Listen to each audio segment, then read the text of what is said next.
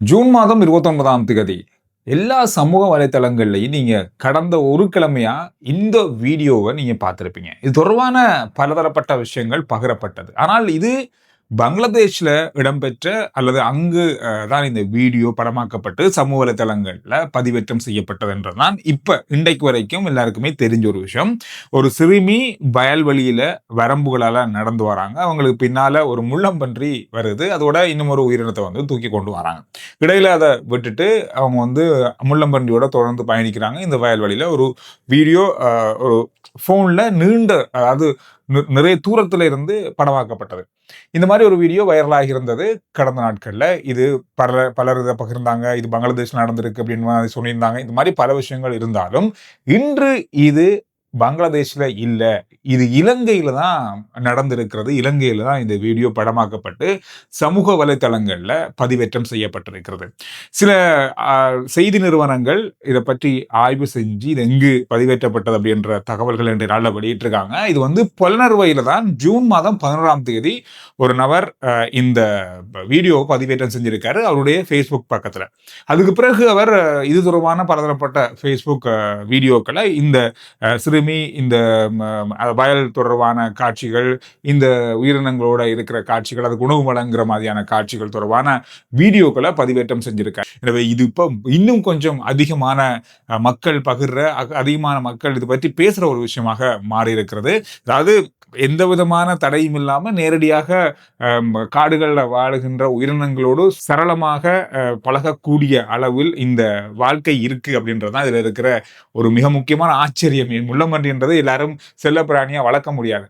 அந்த மாதிரி ஒரு உயிரினம் தான் அது. ஆனா அப்படி இருக்கும்போது அதை வளர்க்குறாங்க. அதுக்கு ஒரு சிறுமி சாதாரணமா நடந்து வராங்க. இந்த மாதிரியான விஷயங்கள் தான் இப்பொழுது வைரலாகி இருக்கிறது. இந்த வீடியோ இன்றைய நாள்ல உத்தியோகபூர்வமா இது இலங்கையில தான் படமாக்கப்பட்டிருக்கிற தகவல் வெளியாகி இருக்கு. அது மட்டும் இல்லாமல் பங்களாதேஷை சேர்ந்த ஒரு சமூக வலைத்தள பதிவுகள் தொடர்பாக ஆய்வு செய்கின்ற ஒரு நிறுவனம் 3 நாட்களுக்கு முதல்ல ஆய்வு செய்து இது பங்களாதேஷ்ல படமாக்கப்பட்டது அல்ல, இது இலங்கையில படமாக்கப்பட்டது அப்படின்ற தகவல்களையும் வெளியிட்டிருக்காங்க. இந்த வீடியோ காட்சிகளின் பின்புறத்துல வந்து பேசுகின்ற மொழி சிங்கள மொழியிலையும் வந்து இருக்கிறதால இது உறுதிப்படுத்தப்படுது இலங்கையில தான் இது படமாக்கப்பட்டிருக்குதுன்னு சொல்லி. எனவே இந்த விஷயம் இன்று செய்திகளையும் தாண்டி அதிகமா சமூக வலைதளங்கள்ல பார்க்கப்பட்ட முக்கியமான செய்தி. பொதுமக்களுடைய பிரச்சனைகளை போலீஸ்ல முறையிடும் போது பலதரப்பட்ட சிக்கல்களுக்கு போலீஸ் ஸ்டேஷன் போகணும், அது தொடர்பான நிறைய விஷயங்கள் இருக்குதானே. இந்த மாதிரியான இக்கட்டான சூழல்கள் இருக்கின்ற மக்களுக்கு அல்லது வெளிநாட்டுல இருந்து கொண்டே போலீஸ்ல வந்து முறைப்பாடு செய்யக்கூடிய வகையிலான ஒரு முறைமையை போலீஸ் அறிமுகப்படுத்தியிருக்காங்க. police.lk என்ற இணையதளத்துல இது எல்லாமே நீங்க செய்யக்கூடியதாக இருக்கும். இலங்கையிலிருந்து மட்டுமல்ல, வெளிநாட்டில இருந்து கூட உங்களுடைய தகவல்களை வழங்கலாம், உங்களுடைய முறைப்பாடுகளை செய்யக்கூடியதாக இருக்கும். எனவே இது தொடர்பான கணனி கட்டமைப்பு இலங்கையின் 48 இடங்கள்ல வந்து நிறுவப்பட்டு இப்பொழுது இயக்கப்பட ஆரம்பித்திருக்கு. இப்பொழுது நீங்க இது தொடர்பான முறைப்பாடுகளை செய்யக்கூடியதாக இருக்கும். ஒழுங்கமைக்கப்பட்ட குற்றச்செயல்கள் தொடர்பான தகவல்களை வழங்கலாம், போதைப்பொருள் கடத்தல் தொடர்பான தகவல்களை நீங்க முறைப்பாடா செய்யலாம், போக்குவரத்து விதிமுறைகள் தொடர்பான முறைப்பாடுகள் செய்யலாம், பொதுமக்களுக்கு ஏற்படுகின்ற இடையூறுகள் தொடர்பாக ஊழல் சட்டவிரோதமான செயல்கள் தொடர்பான என்ன முறைப்பாடாக இருந்தாலும் நீங்க இணையதளம் மூலமாக இந்த முறைப்பாடுகளை செய்யலாம். இது நேரடியாகவே காவல்துறை அதிபருக்கு போகும். அவருடைய கண்காணிப்பின் கீழே உடனடியாக இது கொண்டு செல்லப்பட்டு அந்தந்த பிராந்தியங்களில் இருக்கிற போலீஸ் நிலையங்களுக்கு அனுப்பப்பட்டு உடனடியான விசாரணைகள் ஆரம்பிக்கப்படும்.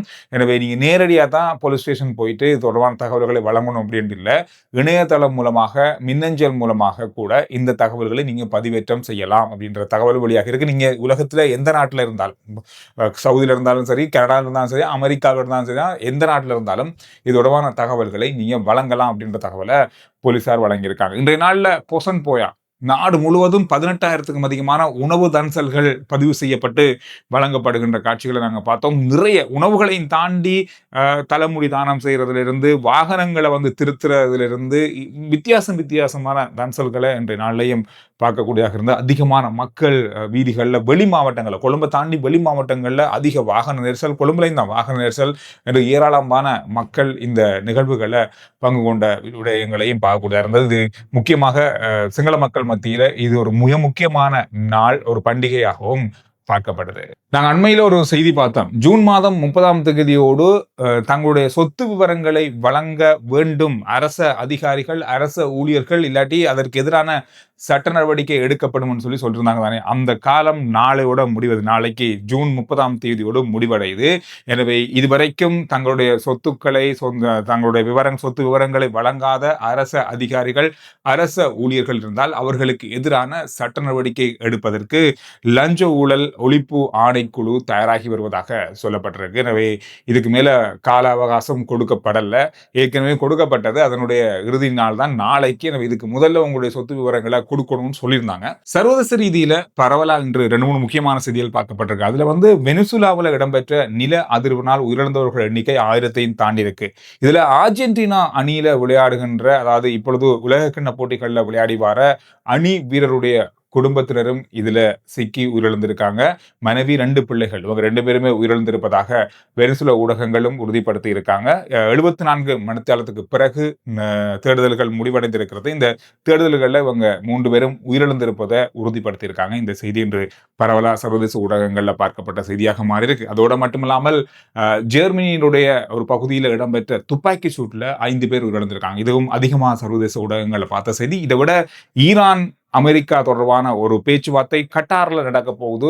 ஈரான் இது தொடர்பான கோரிக்கையை முன்வைத்திருக்காங்க. தாக்குதல் தொடர்பான நிறுத்தல்கள் தொடர்பாக அமெரிக்காவுடனான நேரடி பேச்சுவார்த்தை கொண்டு அழைப்பு விடுத்திருக்காங்க. இதற்கு அமெரிக்கா இப்பொழுது கிட்டத்தட்ட ஓகே சொன்ன மாதிரி தான் இருக்கு. ஏன்னா கடந்த நாட்களில் என்னதான் யுத்த நிறுத்தம், கப்பல் போக்குவரத்துகள் இருந்தாலும் ஆங்காங்கே மோதல்கள் தொடர்ச்சியாக இடம்பெற்று வருது. எனவே இதை உடனடியாக கட்டுப்படுத்துற நோக்கில் இந்த பேச்சுவார்த்தை அழைப்பு விடுக்கப்பட்டிருக்கிறது. இதுக்கிடையில கச்சா எண்ணெயுடைய விலை போன கிழமை குறைந்தது. இன்றைக்கு நேற்றுலாம் கொஞ்சம் அதிகரிப்பை பார்த்துக்கக்கூடியதாக இருந்தது. காரணம் இன்னும் கொஞ்சம் ஒரு முழுமையான ஒரு பேச்சுவார்த்தையோ அல்லது முழுமையான ஒரு நடவடிக்கை வராதன் காரணமாக இந்த தளம்பல் நிலை இருப்பதால கச்சா எண்ணெயுடைய விலையிலும் ஏறுது இறங்குது என்ற மாதிரி ஒரு தளம்பல் நிலை இருக்கு. எனவே இதை முடிவுக்குள் கொண்டு வரதுக்கு மிக விரைவில் ஒரு பேச்சுவார்த்தைக்கு ஈரான் அழைப்பு விடுத்திருக்காங்க. எனவே இந்த விஷயங்கள் தான் இன்று நல்லா பார்க்கப்பட்ட மிக முக்கியமான செய்திகளுடைய சுருக்கம்.